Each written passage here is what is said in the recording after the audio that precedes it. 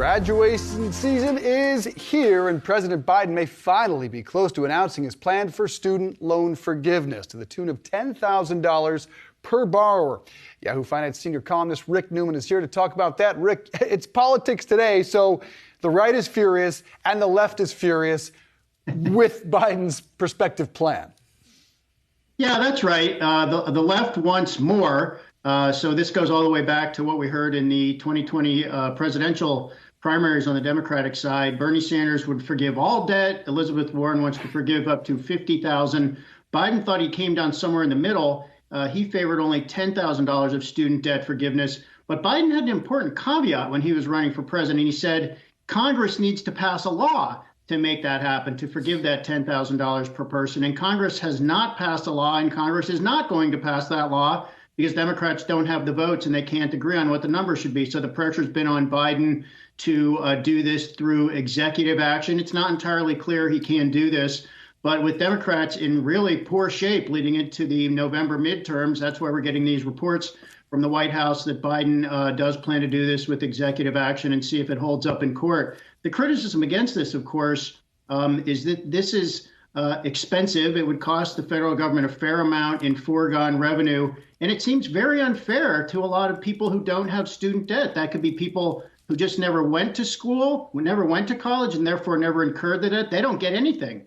And also there are people who have paid off their debt, and they're not going to get anything out of this either. So who knows if this is going to end up being a net win for Biden or a net negative, but it does seem like he's going to have to do something within days or weeks.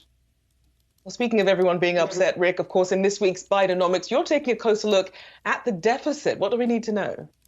The CBO, the Congressional Budget Office, put out an update on this.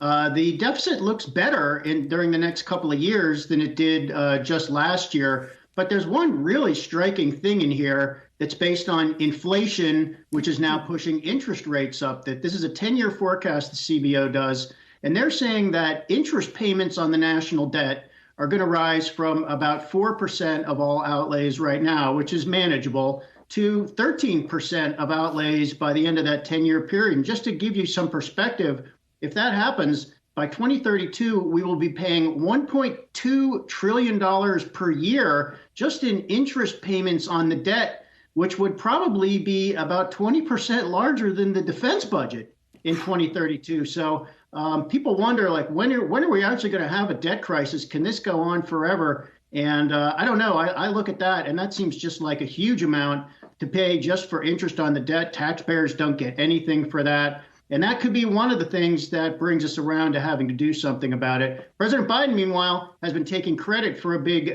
decrease in the annual deficit, but that's mostly just because the stimulus spending from all that COVID aid is finally running down. But Biden has a bit of a talking point on that for this year. Future years don't look so good.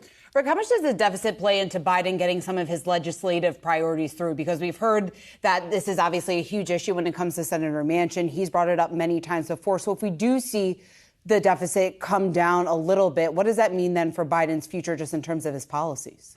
Well, right. It's the Manchin factor. So for all we hear people or members of Congress talking about that everybody hates the fact that we have so much debt, but nobody ever wants to vote for anything for doing anything about it because it's unpleasant. You either have to raise taxes or you have to cut spending. So Manchin has said, yes, there still is a chance we could get a sliver of that Build Back Better legislation passed this year with all Democrats voting for it, including him.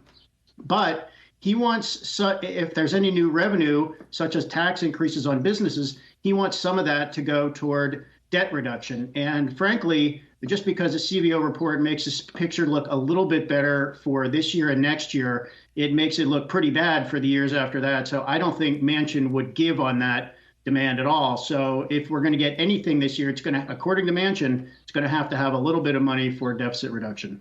All right. Rick Newman, thanks as always for hopping on here and joining us. Have a great weekend.